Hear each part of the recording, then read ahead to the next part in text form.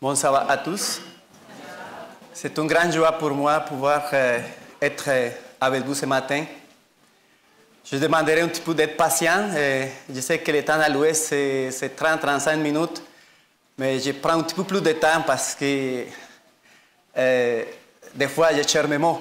Mais ce matin, je désire de tout mon corps louer l'Éternel parce qu'il y a beaucoup de familles ici réunies ensemble et vous êtes venus pour louer l'Éternel ensemble comme une seule famille. Alors, je suis content et je me contiens parce que sinon je descendrai et je embrasserai tout le monde, pasteur le sait. Hein? Alors, gloire à Dieu pour cette belle occasion. La lecture biblique était longue. Cela ne veut dire pas que le sermon sera aussi long comme ça non plus. L'application que je vais donner à cette lecture, peut-être vous ne l'avez pas entendu avant, mais pour mon expérience, ça s'applique bien. Et je voulais montrer par ça ce que le Seigneur fait quand on met nos vies entre ses mains. Donc, ce matin, je voudrais simplement vous inviter à incliner la tête. On va faire une prière pour louer l'Éternel. Prions. Notre Dieu, notre Père, nous voudrions que ton Saint-Esprit soit avec nous et aide-nous, Seigneur, à comprendre ton message ce matin. Je te prie de tout mon cœur d'enlever tout souci de notre vie aujourd'hui. Je te prie d'enlever tout mauvais esprit qui nous empêche de comprendre ton message. Tout distrait qui nous empêche de nous concentrer. Qu'on puisse te louer par nos révérences et par notre attention. Parce que c'est toi qui nous as inspirés à parler de toi. Sois avec nous, Seigneur. Et reste pour ce moment si important. C'est au nom de Jésus que je te prie. Amen. Je voulais faire un petit peu d'allusion à la lecture biblique quand même.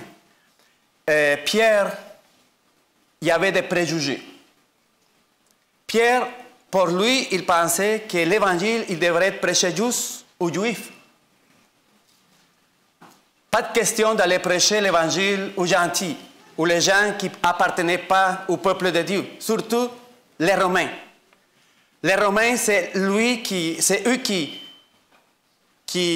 avaient le pouvoir. En plus, les Romains, ils demandaient beaucoup d'argent, beaucoup d'impôts aux Juifs. Ils n'aimaient pas payer des impôts aux Romains. Ils voulaient avoir la liberté.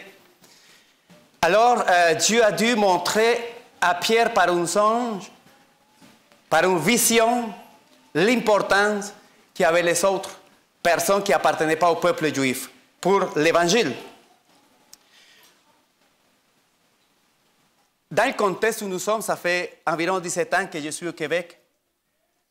Et moi, je me donné comme devoir observer puis m'adapter à la culture québécoise. En partant, je suis très content pour l'accueil que les Québécois m'ont donné, puis je suis reconnaissant de ça.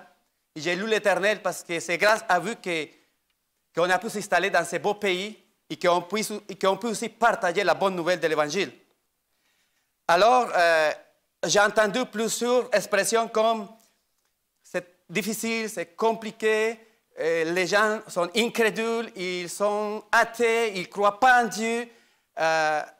Passer le message, dans ma tête, je pensais, oui, on est dans une société très, très séculaire, c'est vrai. Mais on est ici, il faut prêcher, il faut annoncer la bonne nouvelle, il faut partager l'Évangile. Et on s'est donné comme devoir s'intégrer, mais ce n'est pas facile, c'est normal. Mais grâce à Dieu, on s'est adapté. En 2019, j'étais engagé, puis ce matin, je vais parler beaucoup de témoignages personnels. C'est ça que je voulais partager avec vous ce matin. J'étais engagé pour une entreprise pour être représentant auprès des agriculteurs. Et vous savez bien que le milieu agricole, c'est un milieu très difficile. Il y a des pensées bien ancrées. Alors, j'ai accepté. Mais la première journée de mon expérience, il y a quelqu'un qui appelait pour dire à mon boss, à mon patron, s'il vous plaît, envoyez pas Wilmer chez nous, envoyez quelqu'un d'autre. J'ai entendu l'appel, j'ai entendu la conversation parce que mon boss était à côté de moi. Alors, je dis, qu'est-ce que je vais faire? Si tout le monde commence à appeler, puis ça va finir mon contrat aujourd'hui. Alors, quand j'ai rentré chez moi, j'ai prié l'Éternel, j'ai dit, Seigneur, tu sais que j'ai voulu travailler parce que l'agriculture, c'est une de mes passions. Et je voulais rendre du service à la communauté que tu m'as donnée ou à la population que tu m'as accordée. Alors, je me rappelais d'un verset biblique qui peut-être n'est pas bien connu pour tout le monde. C'est Jabet. Jabet, il n'était pas connu vraiment pour tout le monde. Mais lui est mentionné une seule fois dans la Bible d'après moi. Mais ce verset, je l'ai pris comme ma prière. Et ce verset, on le trouve, on va aller chercher 1 Chronique, chapitre 4, verset 10. 1 Chronique 4, verset 10. Regarde ce que Jabet dit. J'avais invoqué le Dieu d'Israël en disant, si tu me bénis et que tu entends mes limites, si ta main est avec moi et si tu me préserves du malheur, en sorte que je ne sois pas dans la souffrance. Pilate et Dieu accorda ce qu'il avait demandé. Alors je dis, Seigneur, c'est ton peuple, c'est des gens que tu aimes bien, tous ces gens que je vais trouver dans mon parcours professionnel. Moi, je les vois comme des candidats pour les royaumes des cieux. Je ne les connais même pas. Alors j'ai commencé à prier pour tous ces gens que j'allais rencontrer. Puis je dis, Seigneur, donnez-moi la chance un jour que je puisse parler avec eux de toi, de ton royaume, de ton salut, de la vie éternelle. Ce que Jésus a fait pour nous à la croix du Calvaire. Que je puisse passer un message. Mais comment faire ça si on ne connaît pas la personne?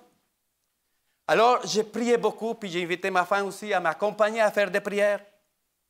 J'ai prié, non pas seulement pour tous ces gens que j'allais rencontrer à cause de mon travail, mais je dis, Seigneur, je ne voulais simplement créer des liens commerciaux avec ces gens-là. Je voudrais aussi qu'au moment donné, on puisse partager de la foi. Alors, à chaque matin, c'était ma prière. Je priais pour ces gens-là que j'allais rencontrer pendant ma journée, pour mes collègues de travail. Qu'on puisse avoir une bonne impression, qu'on puisse laisser un bon témoignage.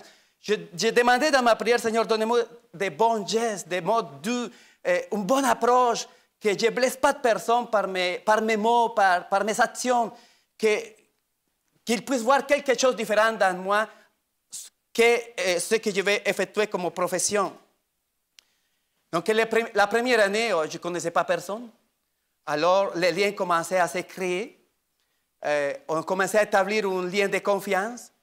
Je n'ai pas fait grand-chose, à part mon travail.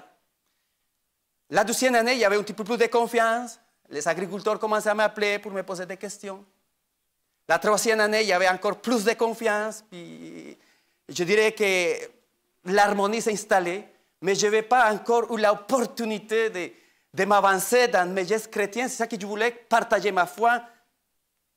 Alors, la quatrième année, les choses sont vraiment décollées. Et je rends gloire à Dieu parce que sa miséricorde est grande. Des fois, on pense que aller conquérir le monde pour Jésus, ça se fait du jour au lendemain. Il faut être patient. Il faut être persévérant. Il faut s'attacher à la prière. Il faut étudier la parole de Dieu avec dédication. On ne peut pas prendre ça à la légère. Quand j'avais 20 ans, j'avais compris que si on prêchait l'évangile, Jésus reviendrait bientôt. Et on a commencé à faire des petits groupes, et on a fait des bons programmes d'évangélisation. Puis c'est vrai que les gens se baptisaient à l'église où j'étais à l'époque. Mais de la même façon comme ils rentraient, ils partaient. Alors j'étais très frustré parce que pendant plusieurs années, on prêchait, mais Jésus ne revenait pas. Alors, il voulait m'apprendre quelque chose. Alors, quand Jésus est arrivé ici, ce n'est pas comme chez nous. Donc, il faut s'adapter, il faut comprendre. Maintenant, je n'ai pas de partenaire d'affaires, j'ai des amis agriculteurs. J'ai commencé à partager la bonne nouvelle parce que les agriculteurs ont commencé à ouvrir leur corps avec moi. Et souvent, je demandais dans la prière du matin, Seigneur, s'il y a quelqu'un aujourd'hui prêt pour que je partage la bonne nouvelle, montre-moi, fais-moi un signe pour que je puisse m'introduire parce que c'est quand même interdit. Dans mes collègues de travail, il y en a beaucoup qui se disent athées et qui ne croient pas. Ce n'est pas facile. Je n'arrivais non plus avec la Bible comme ça, en disant je suis chrétien, je suis adventiste du septième jour, je ne mange pas ça, je ne vois pas ça, je dis absolument rien. Mais ils commençaient à me poser des questions. Pourquoi tu ne vois pas? Pourquoi tu manges tel bien? Pourquoi tu ne viens pas le sabbat ici? Alors j'ai eu de belles occasions pour témoigner de ma foi. Après le temps, quand j'ai connu les gens, quand une relation d'amitié s'est installée. Quand j'ai commencé à rendre du service aux gens, la personne qui avait appelé pour que je ne le voyais pas, pour que je ne m'approche pas de sa ferme, il appelait pour que ce soit Wilmer qui va à son entreprise. Aujourd'hui, cet agriculteur, il ne prend pas de décision sans m'appeler, sans me demander mon avis. Il s'est rendu compte de ce qui s'est passé autour. Et j'ai loué l'Éternel pour ça. Parce que tous ces gens-là, je dis, Seigneur, tu as donné sa vie pour eux. Alors, pourquoi pas? Il faut que je partage aussi la bonne nouvelle. Alors, j'ai prié pour ces gens-là, même si, au moment donné, ils nous faisaient du mal. Un bon matin, je me suis levé vers 4h30 ou 5h le matin. J'ai descendu dans ma salle. Puis, j'avais mon cellulaire dans la main. Mais dans ma table, il y avait la Bible, il y avait la tragédie des siècles, il y avait événements des derniers jours, il y avait la leçon de l'école du sabbat. J'avais d'autres livres dans ma table. Puis je dis, Seigneur, conduis-moi ce matin par la lecture de ta parole. Je voulais que tu me parles ce matin. Je voudrais que tu me dises quelque chose aujourd'hui que je dois faire dans ma journée. Alors j'ai commencé à regarder les livres que j'avais pour lire, pour étudier. Puis j'ai posé mes regards sur l'événement des derniers jours. J'ai pris la première page où je trouve le contenu de ce livre. Puis j'ai dit, je vais lire le chapitre 14. J'ai commencé à lire. J'ai lu, par exemple, Dieu a des joyeux dans toutes les églises. Et il ne nous appartient pas de critiquer les religions du monde. Je continue à lire. Dieu a ses représentants dans toutes les églises. Ces personnes n'ont pas eu l'occasion d'entendre les vérités cruciales pour ces derniers jours lors des circonstances qui auraient amené une conviction dans leur corps et dans son esprit. Parmi les catholiques, beaucoup sont des chrétiens très consciencieux, marchant dans la lumière, qui brillent sur eux et Dieu travaillera pour leur bien. Je ne vais pas tout lire, j'ai signalé certains textes qui m'ont vraiment touché. J'ai continué ma lecture. Il dit, c'est avec une ardente nostalgie que je détourne mes regards vers le temps encore à venir où les événements du jour de la Pentecôte se répéteront avec un pouvoir encore plus grand qu'en cette circonstance. C'est ça l'apôtre, c'est une déclaration de l'apôtre Jean. La grande œuvre de la prédication évangélique ne se terminera pas avec des manifestations de la puissance de Dieu moindres que celles qui ont marqué le début de l'évangile. Les prophéties qui ont été accomplies par les dons de la première pluie au commencement de la prédication évangélique s'accompliront à nouveau avec la pluie de l'arrière-saison lorsqu'il s'achèvera.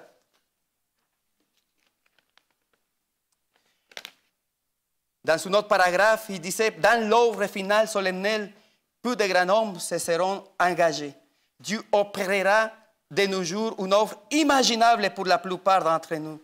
Il élèvera et exaltera parmi nous ceux qui sont enseignés de préférence par l'onction de son Saint-Esprit plutôt que par la formation extérieure des institutions savantes. C'est à des âmes qui cherchent ardemment la lumière et qui acceptent avec joie chaque rayon d'illumination divine communiquée par sa sainte parole, et seulement à celle-là que la lumière sera accordée. J'étais en train de finir de lire, je vous invite à lire ça à la maison parce que nous n'aurons pas le temps de tout lire ce matin. Mais lisez ce chapitre, c'est très important. Mais lisez-le plusieurs fois pour le comprendre.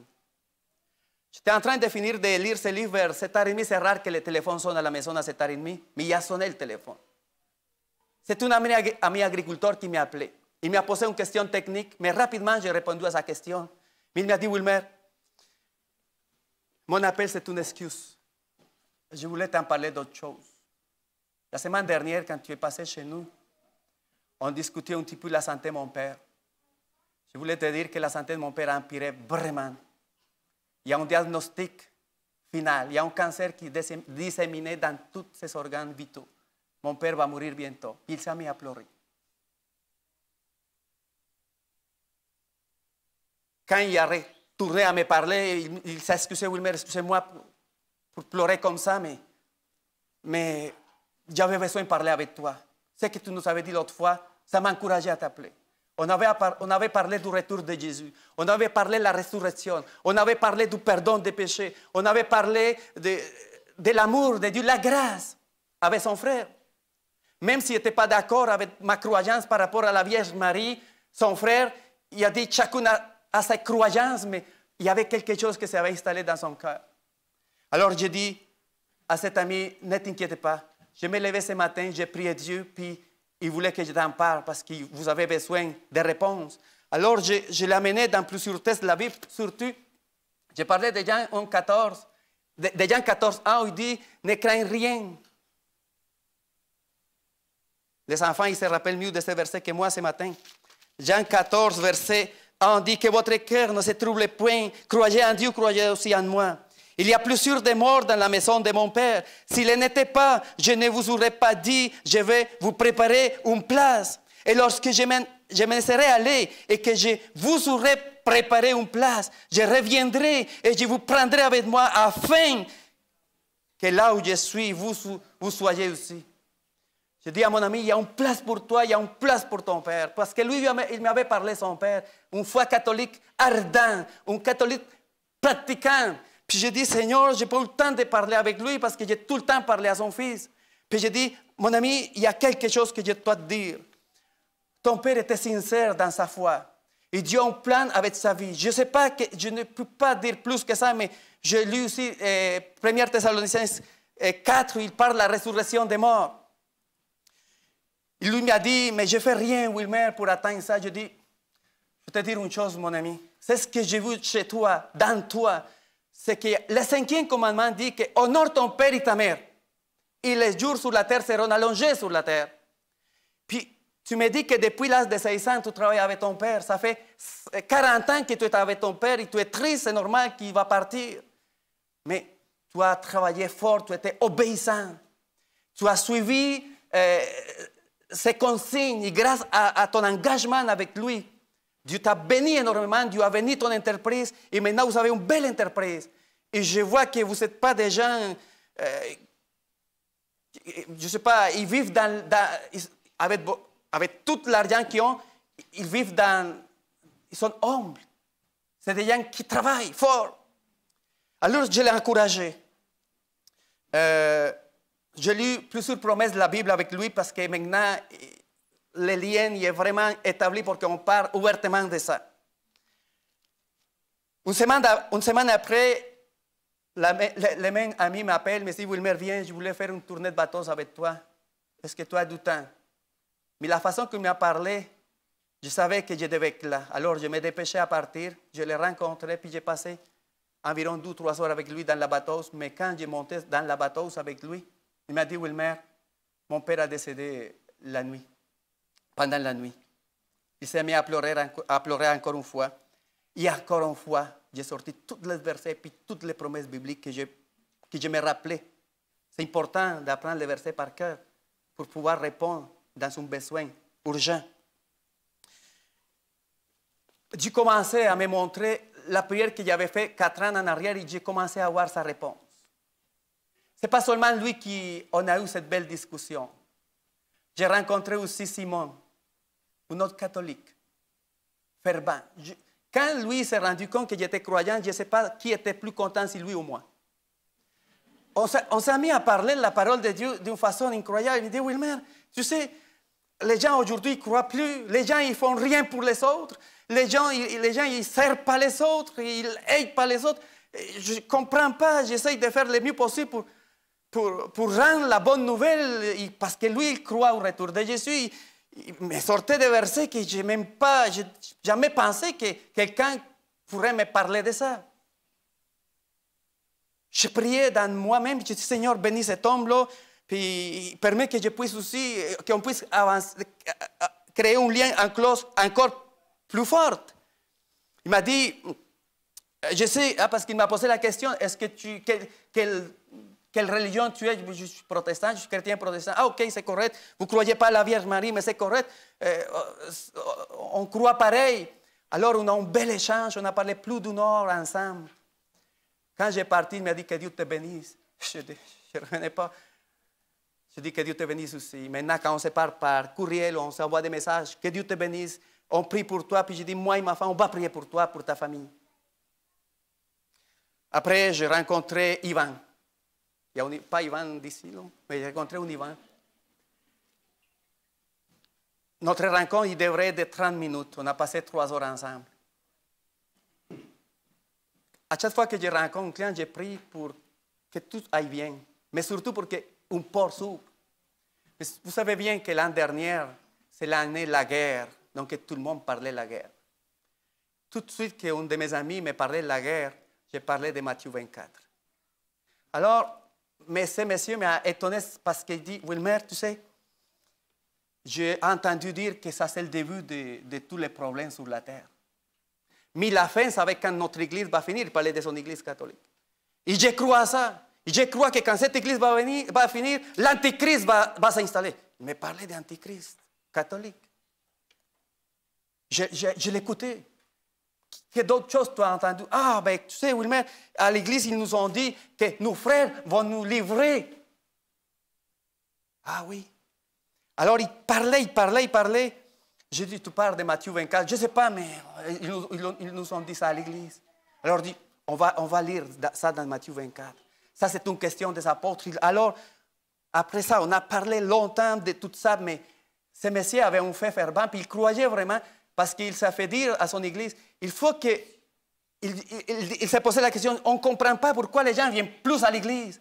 Wilmer, c'est incroyable. Avant, on est allé à l'église, mais maintenant, personne ne voulait venir à l'église. En plus, le curé nous a dit que c'est nous autres qu'on doit aller chercher les autres pour qu'ils viennent à l'église. Je pense que c'est lui qui doit aller chercher les gens.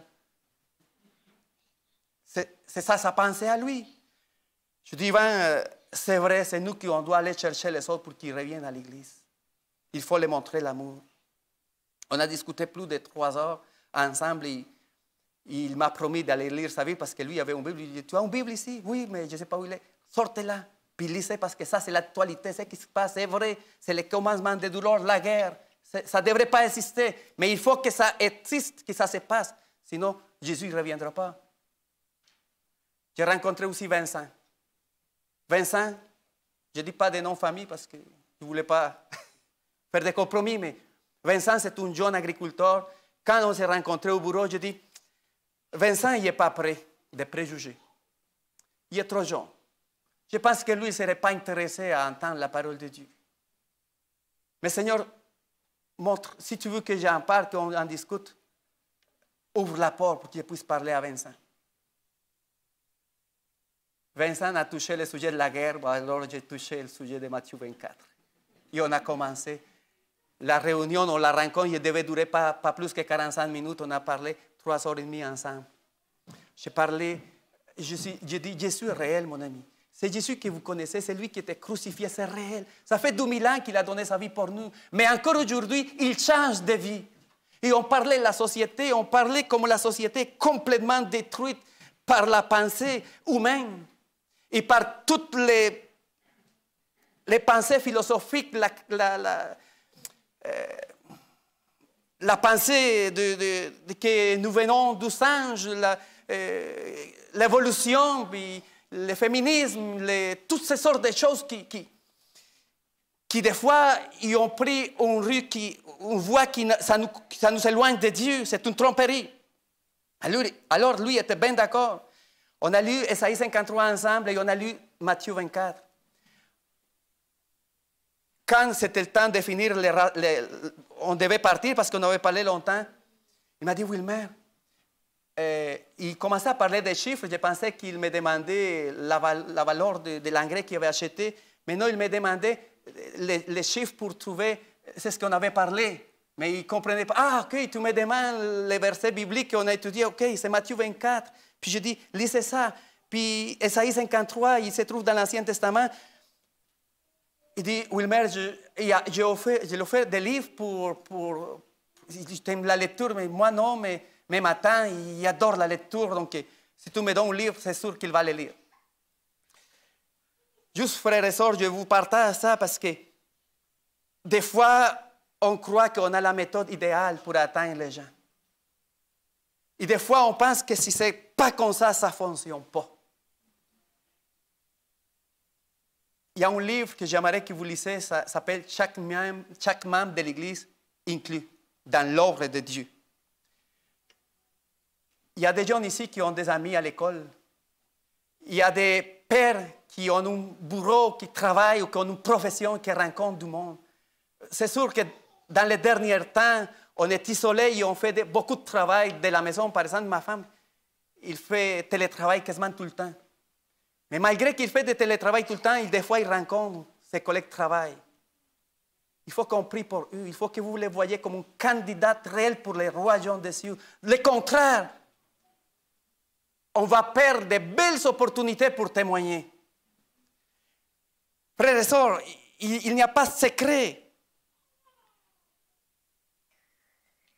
Vous parlez ce matin de l'amour. On parlait... Quand on lit les Saintes Écritures, il n'y a pas une méthode unique pour aller atteindre les gens. Il faut prier.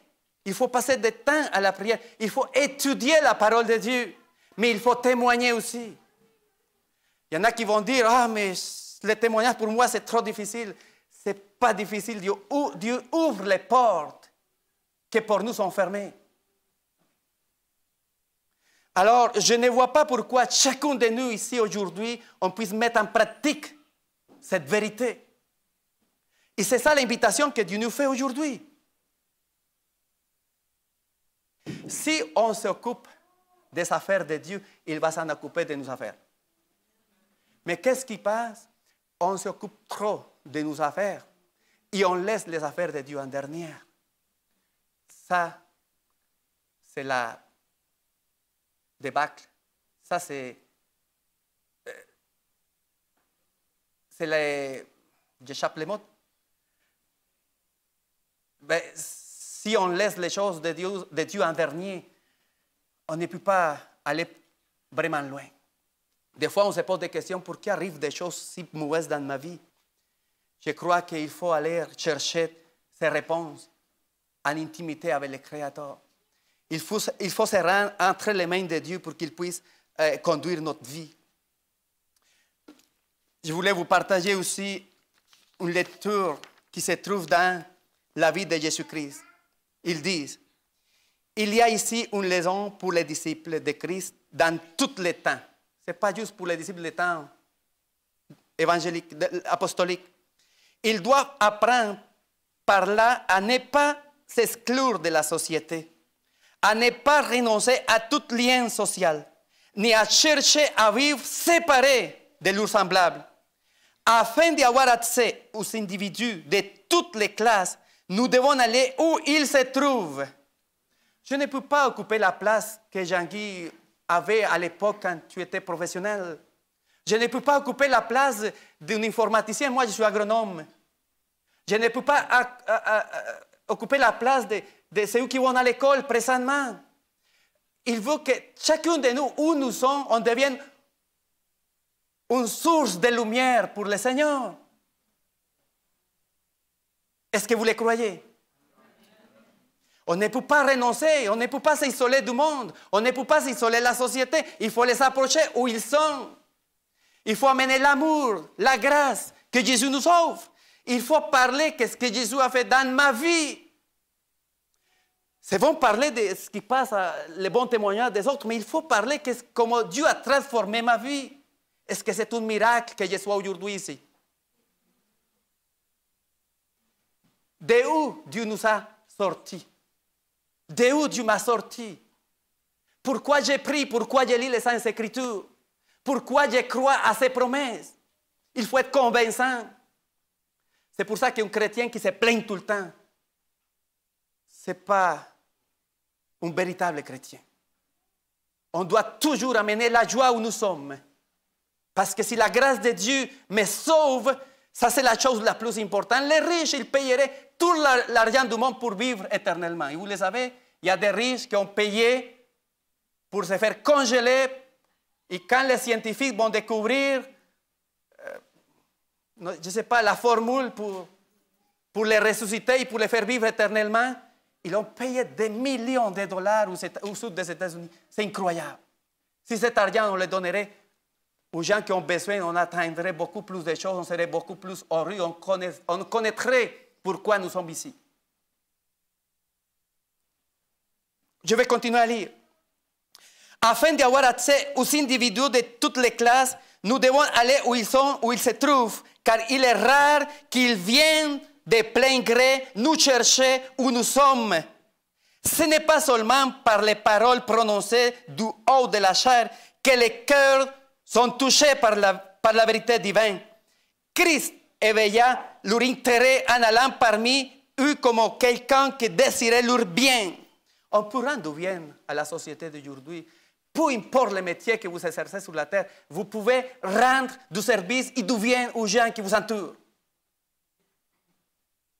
Ici, c'est différent que chez nous, mais on peut rendre du service. On peut aider nos voisins. De temps en temps, pelleter la neige, surtout ici qui tombe beaucoup de neige. Et juste, je fais une parenthèse, ça nous a pris 4 ans avant qu'on puisse avoir une approche avec notre voisin. La voisine de côté, toute près de nous. Mais on priait, depuis qu'on est arrivé, on priait pour elle. Mais 4 ans, ça nous a pris avant qu'ils ouvrent leur corps pour dire ce qui les déchirait leur cœur. Puis on prie pour elle encore aujourd'hui. On prie pour les voisins d'en face, pour les côtés, pour celui qui habite en arrière. Seigneur, qu'un jour on puisse s'asseoir ensemble pour étudier ta parole, pour qu'ils sachent que tu reviens bientôt, pour qu'ils sachent que cette vie, ce n'est pas seulement ce que nous voyons, ce que nous touchons. Il y a quelque chose de plus grand. Les choses qui vont durer pour l'éternité, c'est les choses invisibles. C'est ce que dit l'apôtre Paul dans le livre d'Hébreux.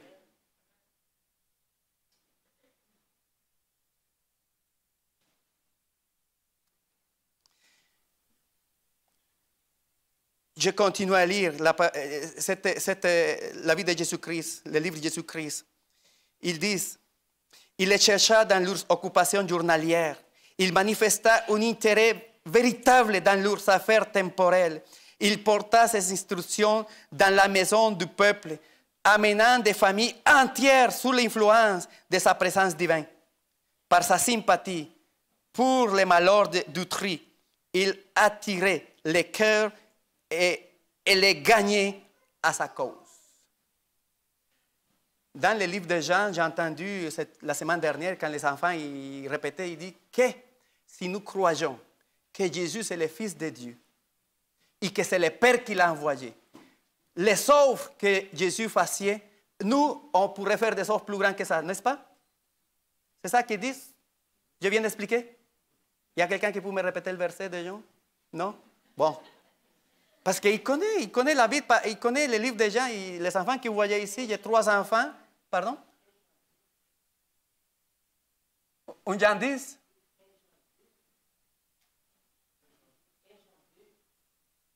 Un Jean 2, oui? OK.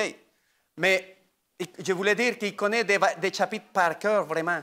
Puis je prie pour que cette parole que vous apprenez puisse vous aider à témoigner où vous êtes présentement. Je sais qu'il y en a plusieurs qui font l'école à la maison. Mais un jour, vous serez plus loin que la maison. Vous serez au cégep, vous serez à l'université. Puis je voudrais que ces jeunesses que nous avons aujourd'hui ici soient des Daniel, soient des gens comme José qui ont témoigné. Ils ont été entourés de toutes choses mauvaises en Babylone. Mais Daniel était fidèle à l'Éternel. C'est pour cela que j'ai prié pour les gens de cette église et pour l'église de Saint-Henri, parce que c'est eux nos ambassadeurs. Il ne faut pas avoir peur de les envoyer quand on les a donné la bonne nourriture à la maison. Il ne faut pas avoir peur de ça. Mais il faut comprendre que nous avons une mission. Il ne me reste pas beaucoup de temps, il faut que je me dépêche. Je vais lire encore une pensée pour vous autres. C'est ceux qui pensent conserver leur religion en les cachant soigneusement entre les murailles d'une cuvette pour les préserver de la corruption du monde, perdent des occasions précieuses d'éclairer les hommes et de les faire du bien. On parle toujours de faire du bien nous autres. Les souvent chercher les hommes dans la rue, dans les maisons particulières, sur les bateaux, dans la synagogue, sur les bords des lacs et dans les fêtes de mariage. Il passait beaucoup de temps sur les montagnes, priant avec ardeur afin d'être fortifié pour la lutte et pour la tâche qu'il avait à remplir parmi les hommes. Ça, ce n'est pas une tâche simple de faire. Il faut vraiment consacrer du temps à la prière. Il faut passer du temps en priant. Quand on prie, Dieu répond. Je pourrais passer toute l'après-midi pour toutes les expériences que Monica et moi avons vécues ici. À chaque fois qu'on a demandé à Dieu quelque chose, montre-nous, Seigneur, qui a besoin. Montre-nous quelqu'un qui désirerait écouter ta parole. Puis tout de suite après, la personne apparaît. Puis la dernière fois, pas la dernière fois, mais une fois on a fait ça, puis la personne qu'on a rencontrée, 3 mois après est décédée. C'était 3 mois vraiment intenses, parce que cette personne a accepté Jésus avant de mourir.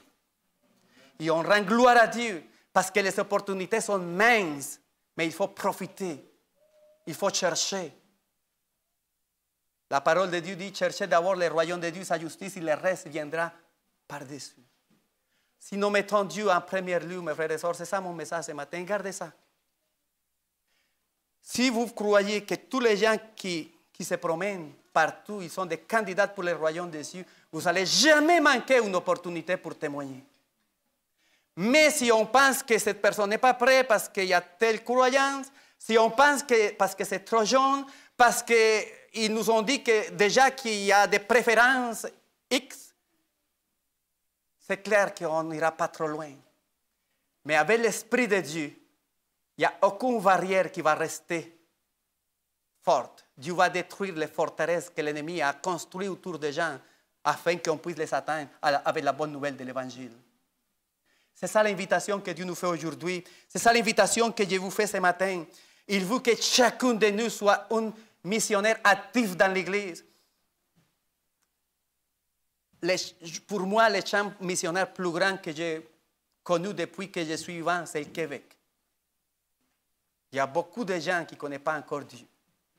Et on est entouré beaucoup de ces gens-là. Dans nos pays d'origine, tout le monde croit quelque chose. Mais ici, oui, c'est vrai que les gens croient moins.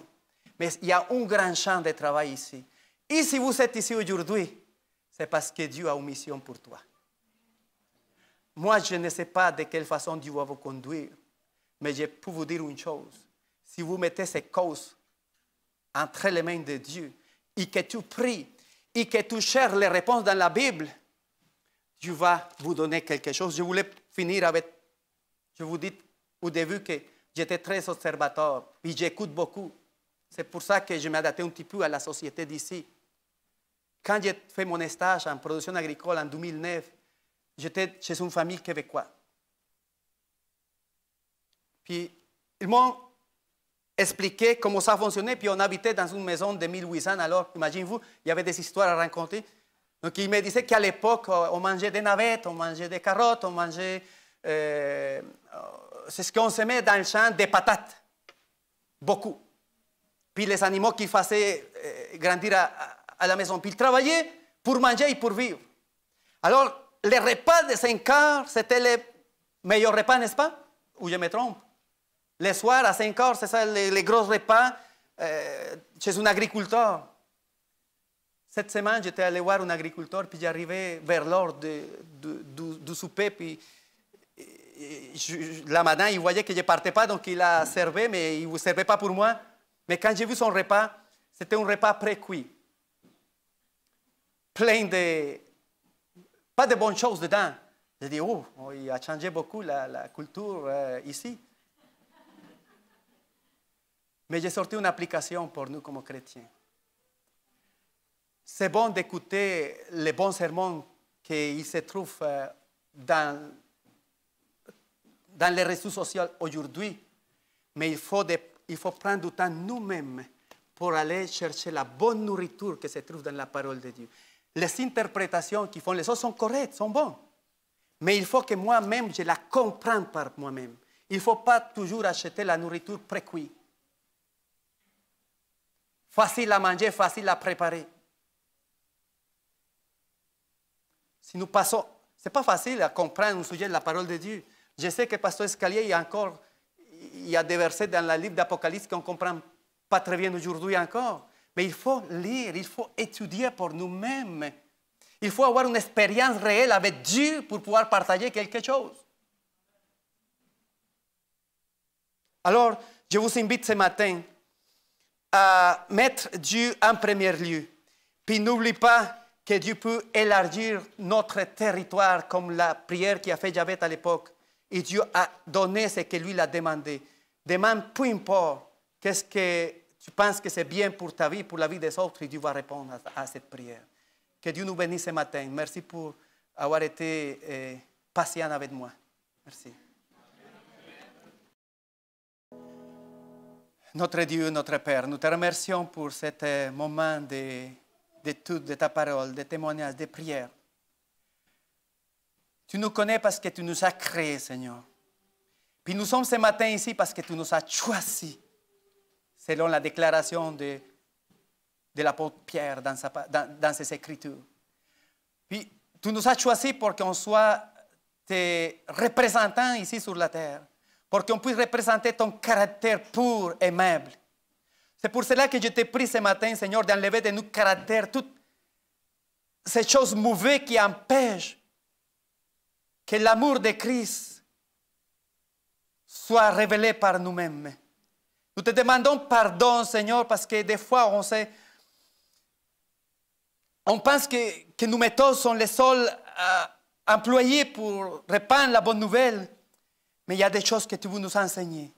Donnez-nous, Seigneur, un cœur humble afin qu'on puisse écouter ta voix et tous ensemble travailler pour toi, Seigneur.